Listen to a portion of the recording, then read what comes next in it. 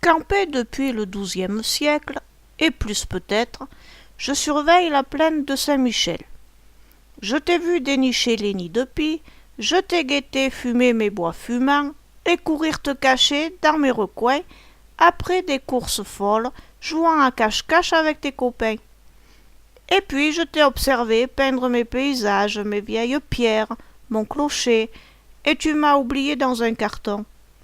Ta vie s'est écoulée pleine d'autres aventures, et enfin tu m'as ressorti de tes archives. Fais-moi revivre encore une fois par tes crayonnages. Vas-tu me reconnaître dans cette série de galopins? Les saisons y sont le temps qui passe. L'évolution des factures reflète mon chemin artistique. Mon crayon est mélangé au numérique. Eh oui, le temps a passé.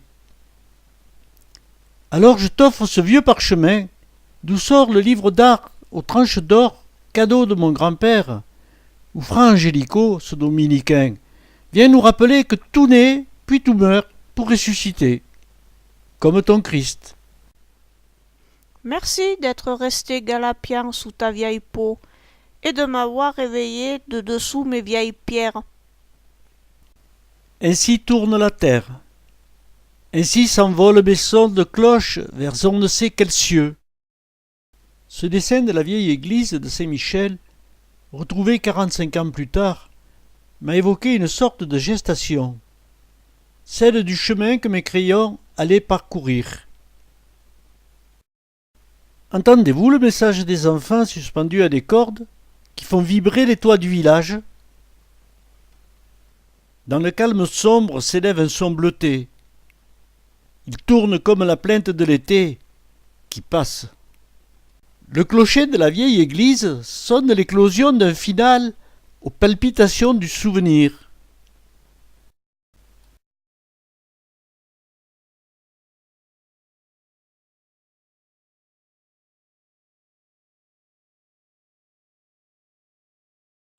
Puissante solitude des estriots, là où le ciel est plus chaud que la terre, lutte inégale où le mistral vaincu s'essouffle au bras tordu d'un chêne solitaire.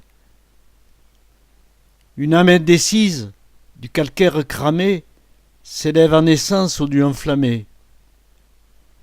Homme, ici ton esprit n'a de prise qu'en laissant le soleil se nourrir de tes eaux. Étouffée de canicule, craquelée de sécheresse, la terre s'essouffle à nourrir ses hôtes.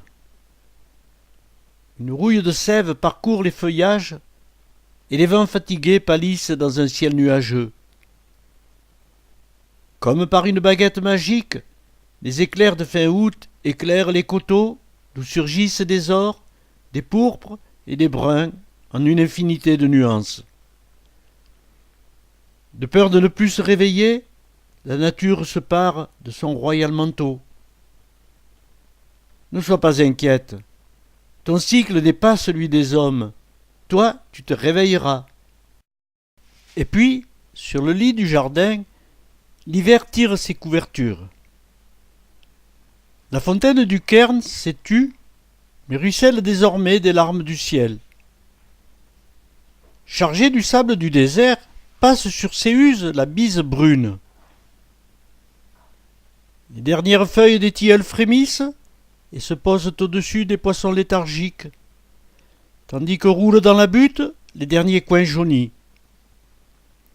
Arrive une petite mouche beige qui donne l'espoir des truffes. La terre se raidit et marmonne sous les pieds. Enfin, les sommets d'houles pâlissent sous le givre et le silence du ciel nous couvre lentement. Entre les deux hivers, il y a Noël. Des plumes d'eau voltigent lentement, grises sur le ciel blanc, et se posent sur la terre étouffée. Seules les verticales gardent un peu de couleur estompée. Aucun bruit, aucun mouvement, aucune angoisse ne perce de ce sommeil. Une éternité plus tard, une légère brise se lève comme un chant lointain de castrat. La gloriette ressuscite au milieu d'une féerie de perles finement multicolores. Perce alors ce disque jaune qui efface la blancheur et annonce la renaissance. C'était l'hiver. Errant sur son arc-en-ciel des tableaux d'une exposition de Moussorgsky, mon homme libère des entrailles de la terre de nouveaux trésors.